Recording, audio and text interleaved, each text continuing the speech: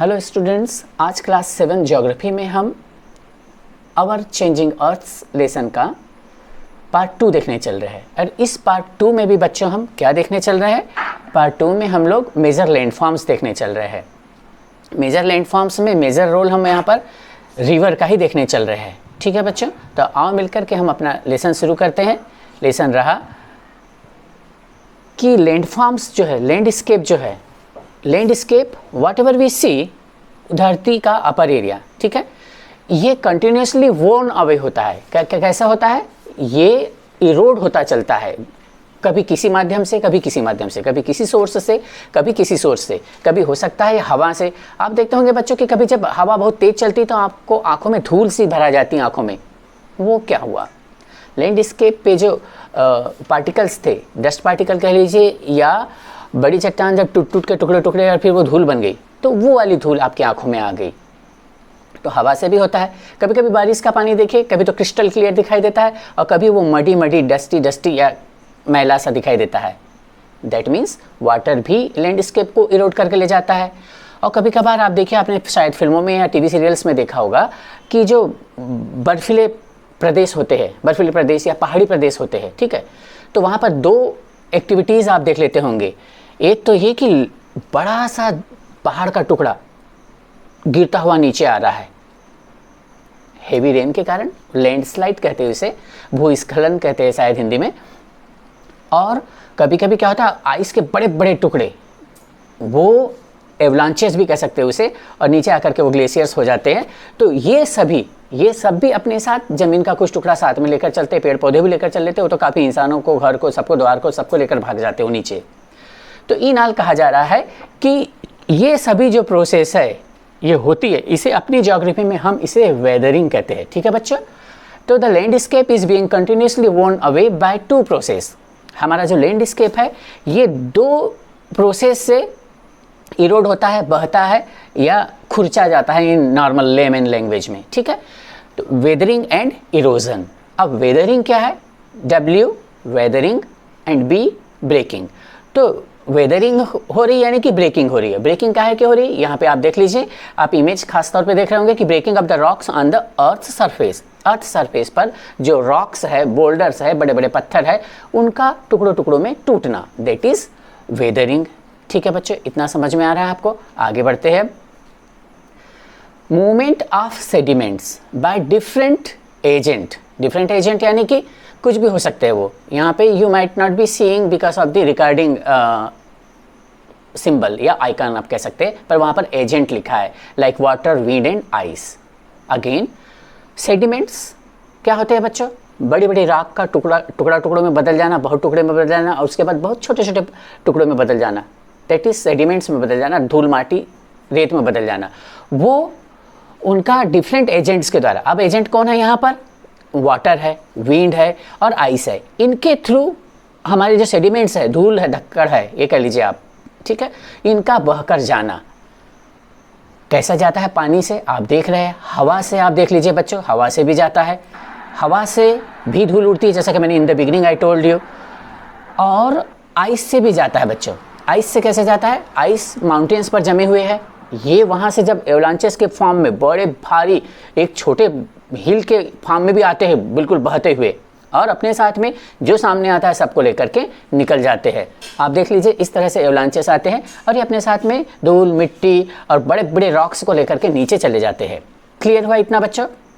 तो ये भी एजेंट्स है, डिफरेंट 3 एजेंट्स है जो सैंड पार्टिकल्स को, सेडिमेंट्स को, रॉक्स को और इवन समटाइम्स तो पेड़ पौधों, एनिमल्स को भी लेकर अपने साथ में निकल जाते हैं। अब हम देखेंगे कि नदी, मैंने जैसे बोला था कि इन द बिगिनिंग नदी का हम मेजर रोल देखेंगे, रिवर का। The running water, running water आप देख रहे हैं, running water in the river erodes the landscape. Landscape जमीन का ऊपरी हिस्सा अपने साथ बहा कर, देख लीजिए, सैंड पार्टिकल्स या सम बोल्डर्स या पेबल्स, सब रिवर अपने साथ बहा करके, इरोड करके ले जाती है। ठीक है, अब एक बार हम यहाँ पे छोटे छोटे शब्दों में टर्मोलॉजीज देख लेते हैं। Weathering, breaking down, erosion, the moment of sediments, erosion, and deposition यानी कि dropping of sediments in a new place. कुछ उन सेडिमेंट्स का जो इरोड होकर के आए हैं वो कहीं पे डिपॉजिट बैंक में पैसे डिपॉजिट करते हैं ना अपन, ठीक है, दैट इज डिपोजिशन। तो वो सेडिमेंट्स कहीं जाकर के जमा होना, लेयर आफ्टर लेयर जमा होते चले जाना। इधर नेक्स्ट इमेज देख लीजिए। इस इमेज में आप देख रहे होंगे बच्चों, ये वाली इमेज में यहाँ ये माउंटेन रहा, ये माउंटेन पर विंड, रेन, फ्रीज, वेदरिंग हो रही है। कैसे वेदरिंग? ब्रेकिंग, W=B, ब्रेकिंग हो गई बच्चों।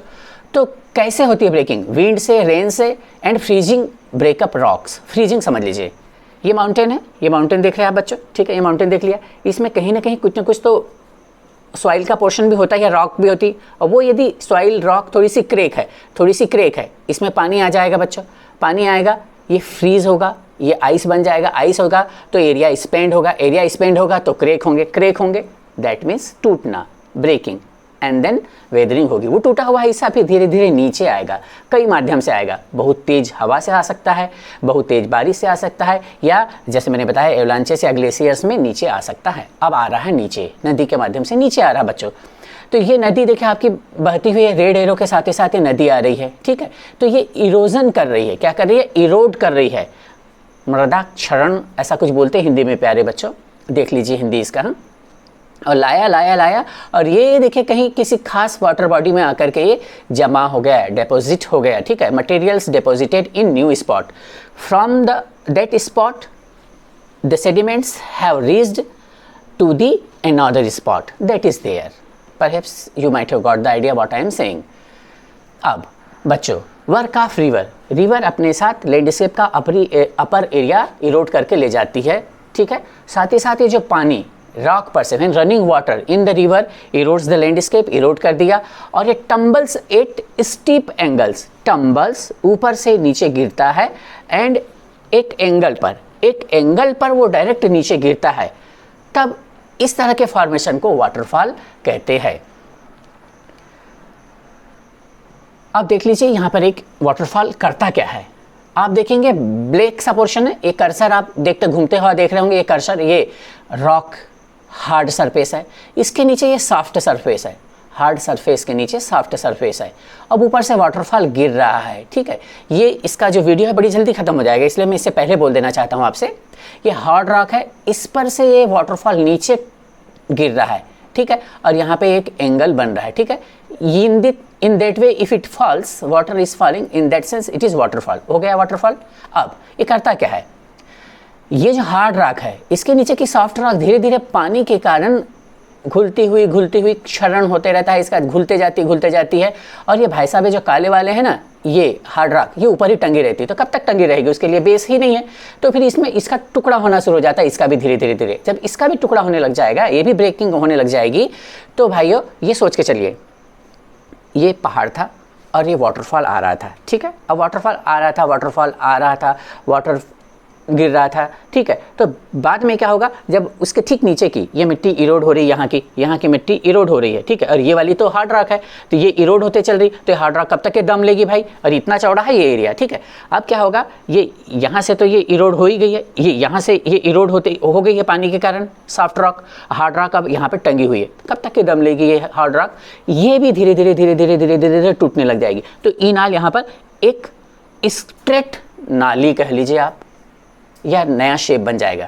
तो इधर भी हार्ड रॉक, सॉफ्ट रॉक खड़े रहेंगे दोनों तरफ, और बीच में ये नदी महोदया बहने लग जाएगी। तो उसे हम फॉर्मेशन ऑफ जॉर्ज कहते हैं। चलिए देखते हैं अभी वीडियो क्या बोलता है। देख रहे हैं आप, पानी गिर रहा था, नीचे की जमीन सॉफ्ट को इरोड कर दी, और वो हार्ड रॉक को भी इरोड कर दिया, और खुद अपनी नदी बन करके बहने लग गई, ठीक है। अब जब ये नदी बनकर बहने लगी, प्लेन एरिया में जा रही है, ठीक है बच्चों। प्लेन एरिया में जब जा रही, as the river enters the plain, it twist and turns. स्वाभाविक, आपने नदी को देखा होगा, एंड इन इमेज देख रहे हैं आप, ये इमेज देख रहे हैं कि नदी इस तरह से ट्विस्ट हो रही है, ठीक है, टर्न हो रही है, ठीक है। फॉर्मिंग अ लार्ज बैंड, मोड़, ठीक है, इस तरह के बैंड या कर्व बनाती है, and those curves are known as meander, ठीक है। अब देखिए मिएंडर, थोड़ा जल्दी देखना पड़ेगा बच्चों, ठीक है।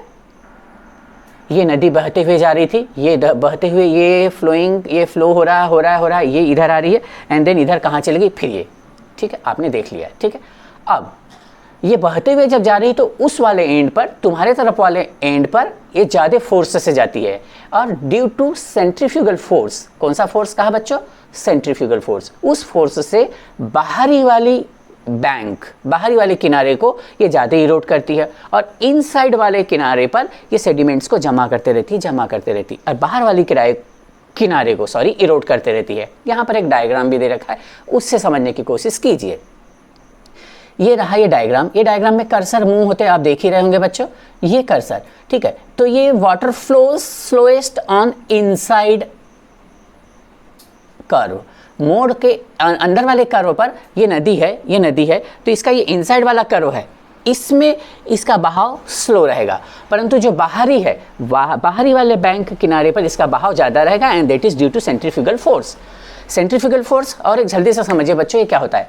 मेले में आप जब जाते हैं, ठीक है, तो वहाँ कई तरह के झूले होते हैं। एक झूला ऐसा भी होता है जिसमें एक प्लेट, खाने की थाल, इसको उल्टा कर दीजिए, और उसकी एज पर, किनारों पर आप घोड़ों को रस्सी से लटका दिए, ठीक है, लकड़ी के घोड़े, और उस पर छोटे बच्चे बैठते हैं। अब तो आप बड़े बच्चे हो गए, अब आप उस पर नहीं बैठते, तो घोड़े पर बैठे, अब वो झूला घूमना शुरू हुआ। थोड़ी देर बाद में आपके वो जो घोड़े और आपका जो तार है ना, वो इस वे में हो जाता है, और फिर चक्कर लगने लगते हैं जम के, यानी कि पहले तो आप स्ट्रेट थे और अब आप बाहर हो गए, तो there also you feel centrifugal force. चलिए अब वापस आइए। तो ये जो कर्व था रिवर का, जो बाहरी किनारा है, इसको नदी ज़्यादा इरोड करती है बजाय कि अंदर वाले को, और ऐसा क्यों? Because of centrifugal force. Clear है? आगे बढ़ते हैं। Due to continuous erosion and deposition along the sides of meander के अंदर और बाहर, मिएंडर क्या हो गए? इस तरह के कर्व्स को मिएंडर बोल रहे हैं, ठीक है। ये जो कर्व्स बने हुए हैं इनको आप मिएंडर बोलेंगे, ठीक है। तो इसमें क्या होता है? अंदर इरोजन कम होता है, बाहर वाले एरिया का ज़्यादा इरोजन होता है। तो जब दो टर्न ऐसी बनती है, ठीक है, दो टर्न ध्यान से देख लीजिए, ऐसी बनी, ये नदी आई, ये नदी आ गई, ये हुई, और ये फिर यहाँ पर आ गई, यानी कि दो मोड़ यहाँ पे एक पास में आई है ये, और नदी इस तरह से बहते हुए, ये नदी ये आई, ये बह रही है, ये बह रही हुई, ये आई, ठीक है, और ये इधर से सीधी फिर जा रही है, करेक्ट, ऐसी बह रही है। क्या होता है? बहते बहते वो यहाँ वाली टर्न का तो कम करती है इरोजन, पर उसके सामने वाले का इरोड इधर करती है। In the way same way इधर भी वो जब वो टर्न हो रही तब भी इरोड करती है। इरोजन होते होते क्या होता है बच्चों? एंड डेपोजिशन, फाइनली वो वाला जो मोड़ जो है वो एक साइड रह जाता है, एक साइड रह गया, और नदी अपनी स्ट्रेट लाइन में बहना शुरू कर देती है। तो जो साइड में रह गया एरिया, उसे हम ऑक्सबो लेक कहते हैं। Again you will see in English. Due to continuous erosion and deposition along the sides of the meander के साइड में जब वो इरोजन एंड डेपोजिशन होते रहता continuously, the end of the meander loop, वो जो मिएंडर का जो लूप है, उसका जो कर्व है, उसका जो एंड है, ये क्या होता है? फाइनली बंद हो जाता है, ठीक है, बंद हो गया। जब बंद ही हो गया तो पानी सीधा बहने लग जाएगा, ऐसा बह रहा था ना, अब क्या हो गया? नदी सीधी बहने लग गई, तो ये बंद हो गया तो ये अलग रह गया, तो क्या हो जाएगा? In due course of time the meander loop cuts off, और कुछ समय के बाद ये जो मिएंडर का ये जो लूप था, ये कर्व था, ये जो ऐसा मोड़ था, ये एक तरफ रह जाता है, and forms a cut off lakes and also known as oxbow lake. चलिए इसका थोड़ा सा आप एक वीडियो देखने का प्रयास करें। देखिए ये जो एरो देख रहे हैं आप, रेड वाला एरो, ये क्या बताने जा रहा है आपसे? ठीक है, नदी ये बह रही थी, ये बहते बहते दोनों मोड़ एक दूसरे में मिले, वो एक साइड रह गया बाकी एरिया, और नदी सीधी बहते चली गई। एक इस साइड भी देख लीजिए, ये भी क्या बोलता है? ये बह रही है नदी, और ये धीरे धीरे ऑक्सबो लेक अलग फॉर्म अपना लेते चल रही है। चलिए नेक्स्ट देखते हैं बच्चों। अब कुछ समय पश्चात वो मिएंडर वाले फॉर्म्स में रिवर बहते हुई गई और अपने प्लेन एरिया में पहुंच गई, ठीक है, अपने इधर जो आप नदियाँ देखते हैं। तो ये नदी जब बहते हुए जाती है प्लेन एरिया में, तो इसको ब्रॉडर एरिया मिलता है, चौड़ा एरिया मिलता है। उस चौड़े एरिया में इसका जो फोर्स होता है, जब सोर्स से आती है तो ज़्यादा फास्ट रहती है, पर जब ये प्लेन एरिया में आती है तो थोड़ी धीमी हो जाती है। और साथ में लैंडस्केप्स से जो वो sand particles, clay, rock particles, कोई प्लांट भी और एनिमल भी, ये सब धीरे धीरे इरोड करके सब साथ में लाती है। तो उनको अब ये वहाँ से तो स्पीड में आता है पानी, तो बहाते हुए ले आती है, और बहाते हुए लेकर आने के बाद जब प्लेन एरिया में आती है तो ब्रॉडर एरिया मिलता है, चौड़ा एरिया मिलता है, तो इसके पानी भी ज़्यादा एरिया में फैलता है और इसका बहाव स्लो हो जाता है। पर in the case of flood क्या होता है, अपने साथ लाई हुई क्ले, मिट्टी, सिल्ट, ये सब फ्लड आते समय लेविस, बंधन, लीव, बंधन, एम्बैंकमेंट, इससे भी ऊपर फ्लड का पानी बहने लग जाता है कई एक इलाके में। तो वो पानी जहाँ तक बह कर जाता है बच्चों, उसको कहते हैं फ्लड प्लेन। और वो फ्लड प्लेन जो होता है बच्चों, बहुत ज़्यादा उपजाऊ होता है, वहाँ पर किसान बहुत ज़्यादा अच्छे से एग्रीकल्चरल वर्क कर पाता है, जो ही बाढ़ सिमट करके अपने बहाव करंट वाले फ्लो वाले एरिया में आ जाती है। परंतु जब बाढ़ आती है तब क्या होता है, पानी तो बहुत ज़्यादा एरिया में बहा जाता है, तब तो फसल वहाँ ना बो पाएंगे ना, किसान नहीं ग्रो कर पाएंगे। परंतु जब वो चली जाती है वापस बाढ़, तब वाली ज़मीन पर वहाँ पर एलुवियल सॉइल का फॉर्मेशन होता है, वो सॉइल ये है एलुवियल। Okay, correct. अब यहाँ पर जो लिखा वो देख लीजिए, 8 times the river overflows its banks, this leads to the flooding of the neighboring areas। जैसा कि मैंने बताया, पड़ोसी एरिया में पानी चला जाता है। It floods, it deposits layers of fine soil, और ये पतली सॉइल को डिपॉजिट करती है, क्ले, सिल्ट वाली, उसको वहाँ पर जमा करती। कभी आप बाढ़ आई या आपके स्कूल ग्राउंड में पानी थमा है और वो सूखने को होता है और आप उसके बगल से चलिए तो आप स्लिप हो जाते हैं, वैसी ही ज़मीन उधर क्रिएट होती है। उन्हें कहते हैं sediments along its banks, not पैसे वाला बैंक्स, किनारा। This lead to the formation of a flat fertile flood plain. ये फ्लड प्लेन, ये बाढ़ वाला प्लेन एरिया बड़ा फर्टाइल उपजाऊ होता है। The raised banks are called levees. और जो बैंक, अब ये नदी बह रही है, प्लेन एरिया है, इसके अगल बगल ये क्या होता है, थोड़ा थोड़ा सेडिमेंट्स छोड़ते चलती है, तो इसका ऐसा शेप बन जाता है। नेक्स्ट स्लाइड में हम वही देखने वाले हैं, ऐसा शेप बन जाएगा, तो इसे लेविस कहेंगे, या कई जगह तो ऐसी बना भी दी जाती है। इसे हम दूसरे फॉर्म में समझिए, बहुत तेज़ बारिश हो रही है, आपके आंगन में पानी थमता जा रहा है, और अब वो आपके फ्रंट डोर से दहलीज, थ्रेशोल्ड को क्रॉस करके अंदर घुसने वाला है। तो आपके मम्मी पापा क्या करते हैं, स्पेड लाते हैं और वो आंगन की ही मिट्टी को खरोंच करके, कुरेद के, खरोच के दरवाजे के पास ऐसी इकट्ठी करके एक मेड़ या बांध लगा देते हैं। That is levies.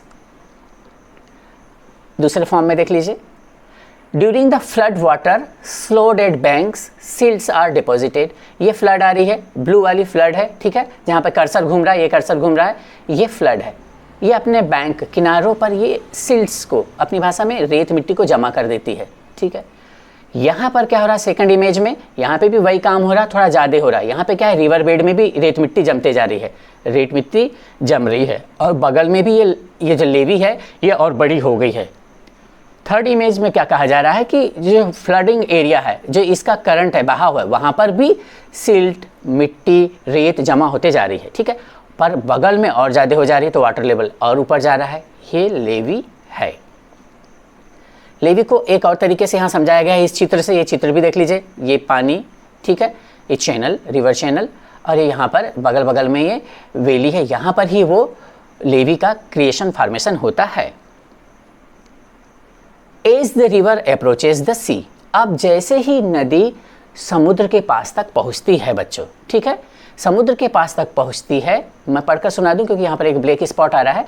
As the river approaches the sea, the speed of the flowing water decreases. जैसे जैसे नदी समुद्र के पास पहुँचती है, उसका फ्लो कम होता चलता है। ये रिवर और ये समुद्र मान लीजिए बच्चों, तो ऑब्वियसली इसमें ज़्यादा पावर है, इसका फोर्स ज़्यादा रहेगा, तो ये नदी का बहाव अब धीरे धीरे स्लो हो जाएगा। इसलिए भी स्लो हो जाएगा क्योंकि ये ऊपर से बहती हुई आई और प्लेन एरिया में इसका फोर्स कम हो गया, ठीक है, और अपने साथ ये सिल्ट, क्ले और मिट्टी और कई सारे अदर माइक्रो ऑर्गेनिजम्स मिट्टी के साथ में लेकर के आ गई, ठीक है। अब क्या होता है, जैसे ये समुद्र के पास में जाती है, इसका फ्लो स्लो होता है, और वो जो मिट्टी, रेत आई है, वो धीरे धीरे वहाँ पर जमना शुरू होने लगता है। तो जमती है जैसे ही रेत, मिट्टी, एक के ऊपर एक धीरे धीरे रिवर अपना फ्लो, अब रेत मिट्टी आ जाएगी सामने तो फ्लो बदलेगी ही। अब बहती हुई रिवर, इसके सामने ये मिट्टी आ गई, तो ये या तो इधर चली जाएगी या इधर चली जाएगी। ज़्यादा पानी रहा तो ऊपर से जाएगी, पर अब ज़्यादा पानी है नहीं तो बगल में चली जाएगी। This is distribution, sweet distribution on 15 अगस्त, ठीक है। डिस्ट्रीब्यूट करते हैं ना हम स्वीट्स, इन द सेम में वाटर भी डिस्ट्रीब्यूट हो जाता है, तो इन्हें फिर डिस्ट्रीब्यूटरीज कहते हैं। ठीक है, अब वाटर डिस्ट्रीब्यूट हो गया, यहाँ पर रेत मिट्टी जम गई, अब वो धीरे धीरे पानी और अब समुद्र के अंदर जाने को हो रहा है। तो समुद्र का जो पानी होता है बच्चों, वो इलेक्ट्रोलाइट्स कंटेंट होते हैं उसमें, यानी कि sodium chloride, magnesium chloride, potassium chloride, और ये सब, इन सब की प्रॉपर्टी क्या होती है, इनका पॉजिटिव नेचर होता है। कैसा नेचर होता है इनका? पॉजिटिव नेचर होता है, या साल्ट वाटर, ठीक है, या साल्ट वाटर कह लीजिए। तो उसको जो आपका जो कोलॉइडल सोल्यूशन आप क्ले आया, ठीक है, ये कोलॉइडल सोल्यूशन आप क्ले या मिट्टी का जो घोल आया, ठीक है, ये नेगेटिव प्रॉपर्टी रखते हैं। अब ये दोनों जब मिलते हैं तो सी वाटर इसको कोआगुलेट कर देता है, यानी कि इसका थक्का जमा देता है, ठीक है, उस नदी के पानी का थक्का जमा देता है, गाढ़ा बना देता है, गाढ़ा बना देता है, धीरे धीरे धीरे लेयर जमते चल जाती है और डेल्टा फॉर्मेशन होना शुरू हो जाता है। इन दैट वे डेल्टा बनता है। चलिए बच्चों, यहाँ जो लिखा वो देख लीजिए, decreases and the river begins to break up into a number of streams. जैसा कि आप इमेज में देख रहे हैं, the river becomes so slow, नदी बहुत ही स्लो हो जाती है, that it begins to deposit its load. Load का है मतलब उसके साथ जो सिल्ट लाया, क्ले लाया, वो सब वहाँ पर जमा होना शुरू हो जाता है। Each distributary forms its own mouth. हर नदियों का, हर डिस्ट्रीब्यूटरीज का देखिए आप इमेज में अपना अपना मुंह है, और वो सारा मुंह माउथ, नदी का माउथ, समुद्र, ये नदी एंड ये टकराया, this is mouth, river mouth. The collection of sediments from the mouth form a delta. Mouth के पास जो कलेक्शन हो गया ये सारा, और लेयर आफ्टर लेयर जमता चला गया, तो ये डेल्टा बन गया। अब डेल्टा बनने में परेशानी आपको बिल्कुल ही नहीं है। कई सारी रिवर्स डेल्टा नहीं भी बनाती, जैसे नर्मदा है, ताप्ती है, ये वेस्ट फ्लोइंग रिवर्स है, ये डेल्टा नहीं बनाती। क्यों नहीं बनाती, उसको बहुत ज़्यादा डिटेल में बोलने की ज़रूरत नहीं है। वेस्ट फ्लोइंग रिवर इंडिया का वेस्ट, ये ऐसा है वहाँ पर, ठीक है, वेस्टर्न घाट ऐसा। अब नदी ऐसी बहते जा रही है और यहाँ से जाके फिर वो सीधे गिरती है, सीधे जब गिर जाती है तो फिर डेल्टा फॉर्मेशन पॉसिबल नहीं रहता, क्योंकि दूसरी बात उसके साथ लोड भी कम रहता है। क्यों? क्योंकि वो हार्ड रॉक्स को फेस करते हुए चलती है, ताप्ती और नर्मदा, ठीक है। बाकी उसकी चर्चा बाद में कर लेंगे। नेक्स्ट अब आप देखिए क्या है बच्चों, कुछ एमसीक्यू क्वेश्चंस है, ठीक है। एमसीक्यू क्वेश्चन आपसे सब बन जाएंगे, बड़े आसान से दे रखे हैं और आपको अपनी कॉपी में लिखना ही लिखना है। नेक्स्ट देखिए, अगेन एमसीक्यू क्वेश्चंस है, ये भी बड़े आसान से है, आप पढ़ेंगे और सॉल्व कर लेंगे। Next tick the correct answers है। तो इस तरह से बच्चों हमारी जो लेसन है मैच द पेयर पर आकर के अब ख़त्म हो जाती है, ठीक है। हमारी जो लेसन है मैच द पेयर आकर के ख़त्म होती है।